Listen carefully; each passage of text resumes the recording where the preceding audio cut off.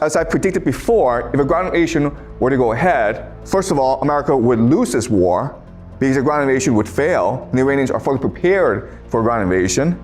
Second of all, if America loses this war, the American empire would die because we'd be forced out of the Middle East. They would lose the petrodollar and the US dollar as a global reserve currency. And the third thing is the global economy would collapse. But let's put our thinking caps on. Okay, let's use game theory and say, but what if, for some strange reason, Donald Trump wants to lose this war in Iran?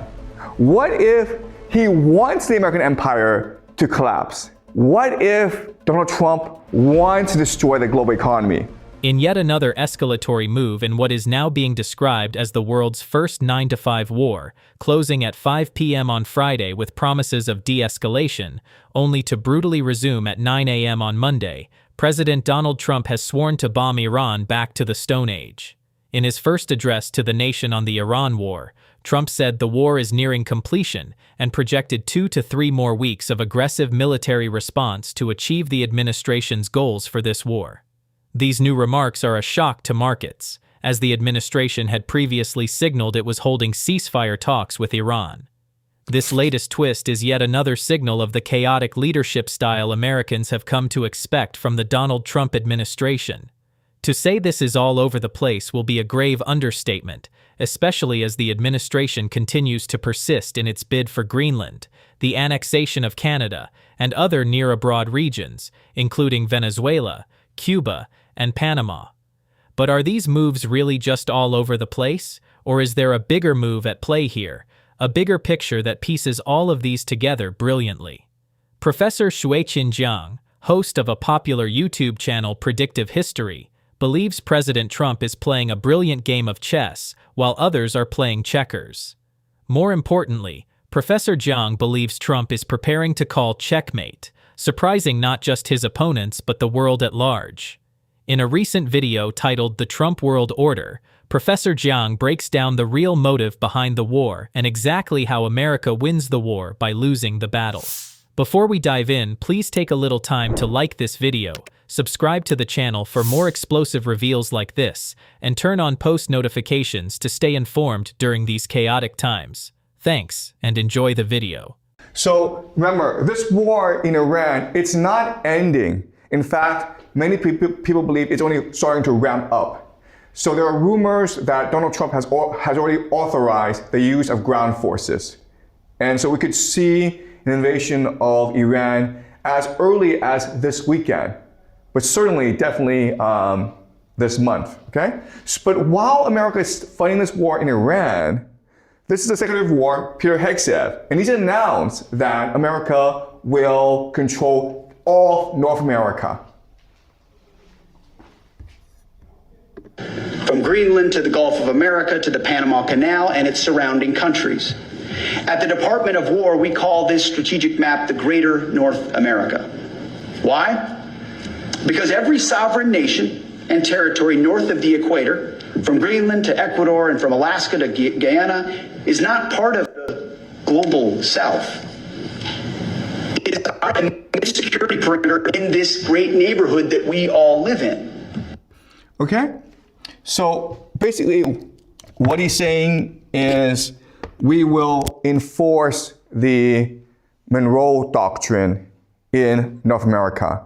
So it sounds very strange to people in that Donald Trump is fighting this war in Iran that's not really winnable. At the same time, he is being aggressive in North America. He's seeking fights with Canada, with Denmark over Greenland, with Colombia, with Mexico, with Cuba. In fact, he's embargoing Cuba right now, and people expect possibly an invasion of Cuba very soon. So people just think that Donald Trump is all over the place and he's idiotic, okay? So this is Iran, and everyone says that a ground invasion of Iran would be stupid because it is much too large to invade.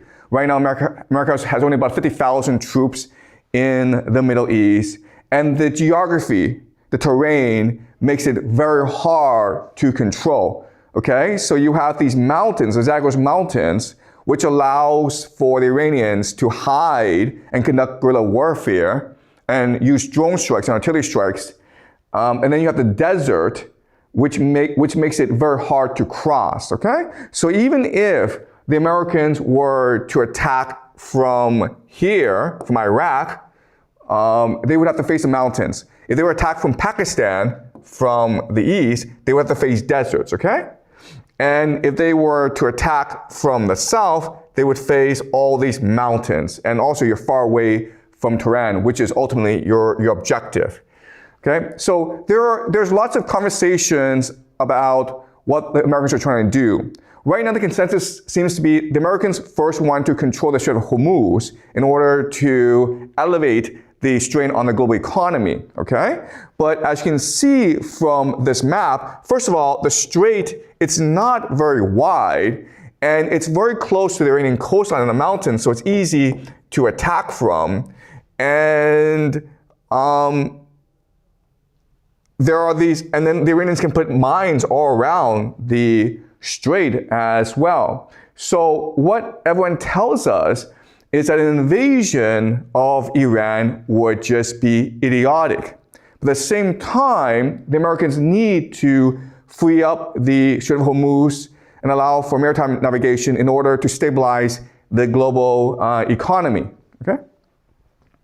Already we're seeing lots of signs that America is preparing for a long, long war. So there are already 50,000 troops in the Middle East, and a lot of them will be deployed against Iran. But also, there's a letter from Leonard Anderson to reserves, telling them we must get ready to deploy, fight, and win.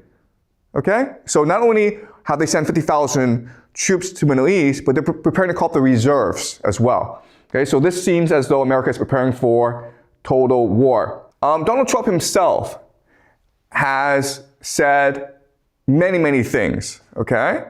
So he said that, you know what? If we leave the Middle East, it's not our problem. We don't really care, okay? And he also says that, hey, NATO, it's your responsibility to open the Strait of Hormuz because we told you so and because you need the oil. And of course, NATO is angry at Donald Trump because previously, Donald Trump threatened to take over Greenland. Okay, so everyone thinks Donald Trump is just a moron. He doesn't plan ahead. Because before this war in Iran, where he needs the help of NATO, he was pissing off NATO by threatening to take over Greenland. So Donald Trump is over the place. He's just a moron, right? But let's just assume, okay, that the ground invasion goes ahead. What will happen? Well, as I predicted before, if a ground invasion were to go ahead, first of all, America would lose this war because the ground invasion would fail, and the Iranians are fully prepared for a ground invasion. Second of all, if America loses this war, the American empire would die because we'd be forced out of the Middle East. They would lose the petrodollar and the US dollar as a global reserve currency. And the third thing is the global economy would collapse. So clearly, Donald Trump is the worst president in human history. And he's a complete buffoon, right? Okay, but let's put our thinking caps on. Okay, let's use game theory and say, but what if, for some strange reason, Donald Trump wants to lose this war in Iran? What if he wants the American empire to collapse? What if Donald Trump wants to destroy the global economy? Then he'd be a genius, right? Right? He's a moron because he's going to destroy the American empire, but if he actually wants to destroy the American empire, then the man is the greatest American president ever, okay? Okay, so we're gonna have a fun class today, and we're gonna make the argument that in fact, Donald Trump is a genius. That in fact, all this chaos is purposeful. That there's actually a plan behind all this, okay? That's the argument I want to make to you today. What Professor Jiang is laying out here is deliberately provocative, but it's also tightly structured. On the surface, everything about this strategy looks like failure, an unwinnable ground war, overstretched troops, alienated allies, and rising global instability. But through a game theory lens, he flips the entire narrative. What if the apparent chaos isn't incompetence, but design? What if provoking a costly, destabilizing conflict in the Middle East isn't a mistake, but the trigger? Because if the US knowingly walks into a war it cannot win conventionally, yet forces a systemic shock to global energy flows, supply chains, and alliances, then the objective shifts. It's no longer about winning territory, it's about reshaping dependency. And in the next part of this analysis, Jiang reveals the most unsettling piece of that puzzle: how a prolonged conflict could choke global oil, food, and semiconductor supply, and quietly redirect the entire world's dependence toward North America. So, what is the plan? What is going on here? All right, so first thing to notice is that the world gets 20%, okay? 20% of its oil from the Middle East, okay? Primarily going to East Asia. So India gets about 6% of its oil from the Middle East. Japan gets 75% of its oil from the Middle East. So East Asia is heavily dependent on Middle East oil, okay? But as you can see, it also goes to Europe as well, and then also to the United States. All right, so the world is dependent on the GCC oil. If this war continues, if ground forces are used, then all the oil from the Middle East collapses. And JP Morgan has come out and said that by mid-April, the world will run out of oil. Okay? So this is a disaster for the world. But it's just much more than energy needs, okay? So because Iran is constraining movement in the Strait of Hormuz, we're seeing 7 major shortages. Okay, so yes, we know oil and LNG are being stopped. Okay, but actually the problem is much worse because look at phosphate, ammonium, sulfur, urea. This is food production. Okay, primarily used for fertilizers. In other words, if this war persists, not only will countries run out of energy, they'll also run out of food, okay? Also, look at this. Helium and sulfur are used for what? They're used for semiconductors, the production of semiconductors. You use helium and sulfuric acid in the production of semiconductors, which leads to AI, okay? So, in other words, this war in the Middle East, it's impacting everything in the modern economy, okay? If this war continues, the global economy could collapse. But again, we're making the assumption that Donald Trump is a genius and this is all part of his big plan, okay? So what is his plan? So, okay, we know that there's a lot of oil in the Middle East, okay?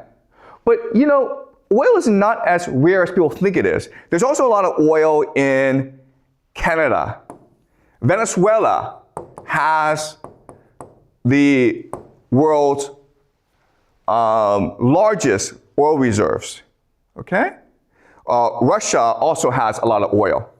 So in other words, if the Strait of Hormuz is closed, if this war in the GCC continues, it doesn't mean the world no longer has oil. All it means is the world is now much more dependent on North America and Russia for oil. And so the global economy now shifts over to North America and to Russia. Okay? So in other words, the United States starts a stupid war in the GCC in the Middle East. It can't possibly win, but it still benefits because now the world is much more dependent on North America. Okay? Why is Venezuela important? Because America just took over Venezuela in January. Okay, and look, Canada has a lot of oil, and Trump is threatening to take over Canada. Okay, so now let's look at who needs the oil.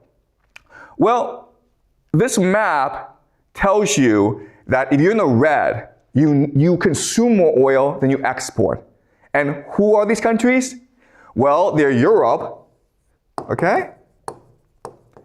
And they are East Asia, as well as Australia. Okay? So, yes, I understand Donald Trump's an idiot. Yes, I understand that he's going to lose this war in the Middle East. Yes, I understand he's going to destroy the global economy, but for some strange reason, he benefits.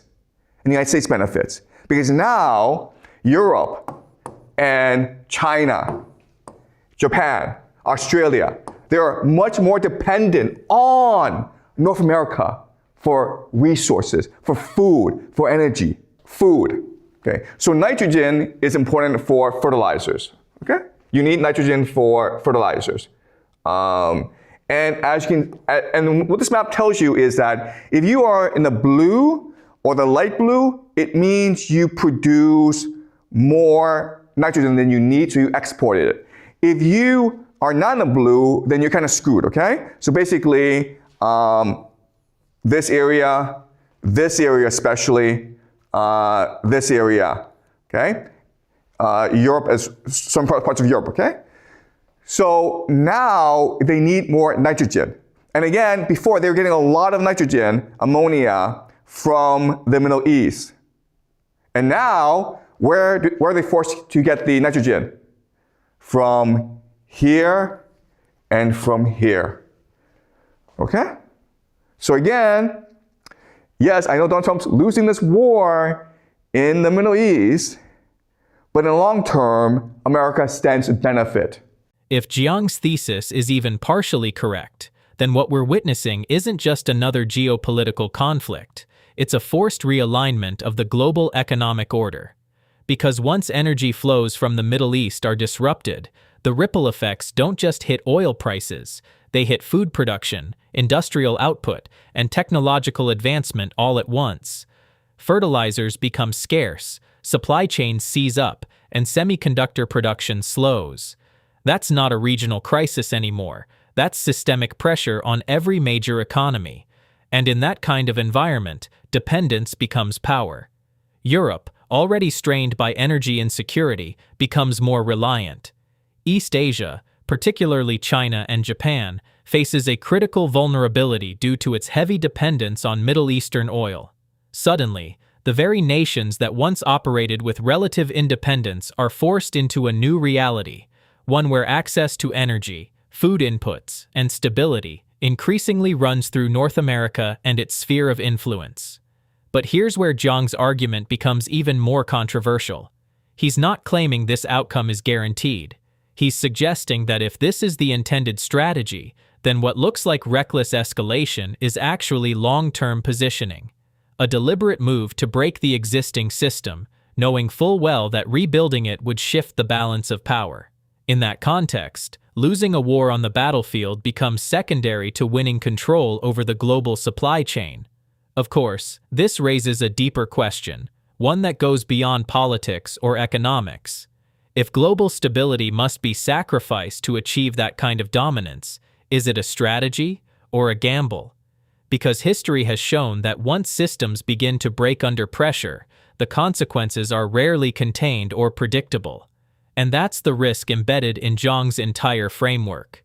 So whether you see this as strategic brilliance or dangerous overreach, one thing is clear. This is not a narrative you can afford to ignore. If you found this breakdown valuable, make sure to like the video, subscribe to the channel, and turn on notifications so you don't miss the next deep dive into the forces shaping our world. Thanks for watching, and see you in the next one.